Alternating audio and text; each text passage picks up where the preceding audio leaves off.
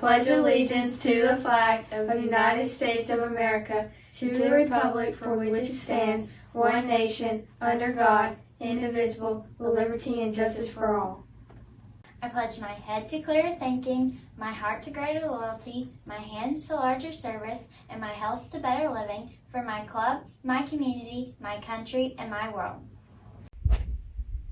My name is Katie Perry, and I'm the leader of the Helping Hands Club.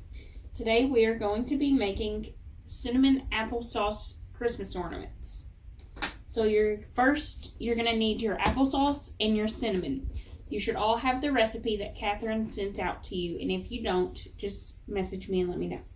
So first we're going to start out with the 1 1/4 cups of cinnamon.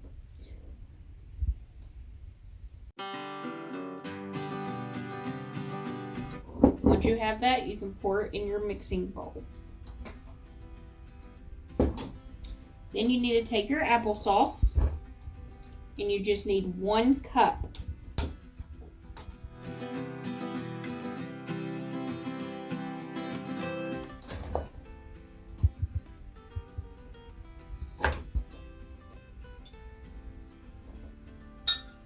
You can just mix all that together.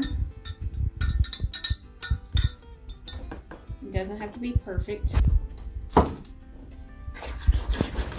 Just take a spoon or a fork or whatever and just make sure you get it all together, and it's going to be like cookie dough or like a texture of cookie dough.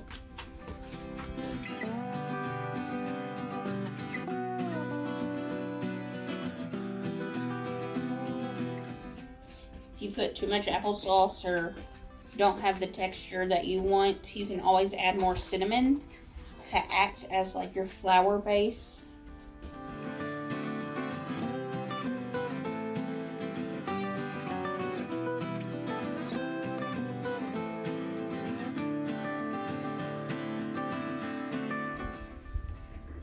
Once you have that cookie dough consistency, you need to just stick it in the refrigerator for about an hour or so and let it form into something more that you can work with. So to save time, I have already stuck some in there. I'm going to get some wax paper just to have something on my surface. And if you have any cinnamon left, this is where you can use as your flour on your workspace, because it will get sticky just like normal cookie dough. So you can see from the difference. Once it's been in the refrigerator, it's a lot easier to work with instead of just a sloppy mess. So once you have what has been in the refrigerator for the hour, you're just going to play with it. You can get cinnamon on your hands because it still will be sticky from the applesauce.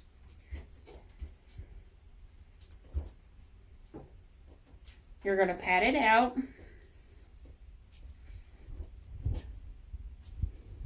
You're going to take your cookie cutters. It doesn't matter. If you want to do Christmas theme, you can. If not, you can use any cookie cutter.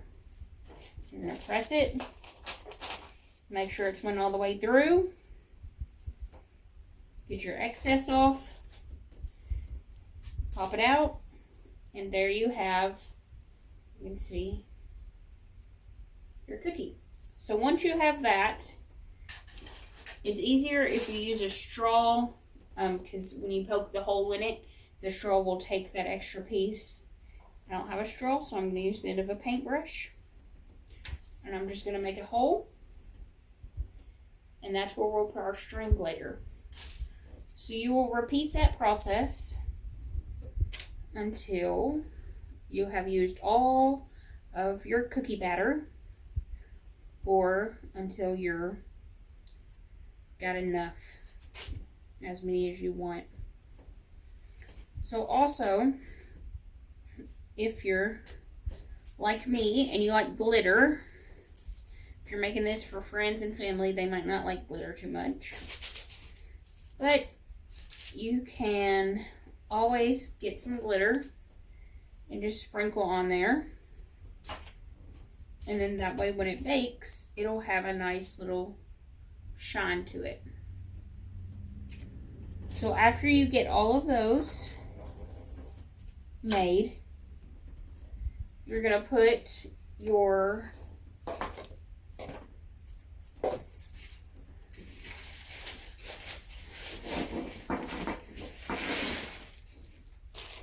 some more wax paper or any kind of paper like this on your baking sheet.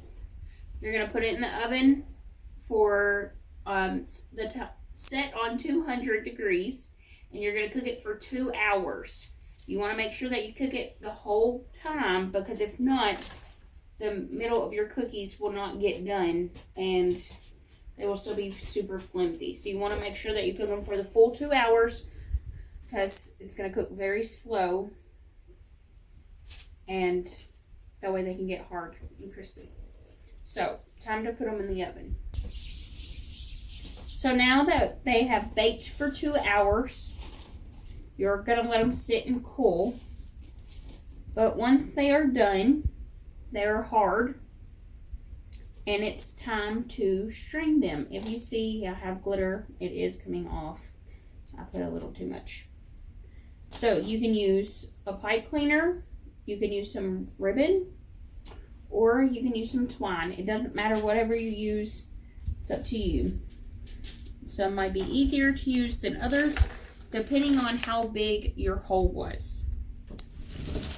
So, you can also get creative with it. I tried to make a pretzel. It doesn't look that good, but I tried to make a braided candy cane. Some of them, I don't know if you can tell, but I used the end of a paintbrush and made like little dents in there for like the buttons and the eyes of the snowman. I also did it on the Christmas tree to act as like ornaments, just to give it some texture. So on top of your cookie cutters, you can also just make whatever. So I'm going to get my twine, and I'm going to put the twine on the pretzel one. So you're just going to fish it through and just tie it like you would your shoe, I guess.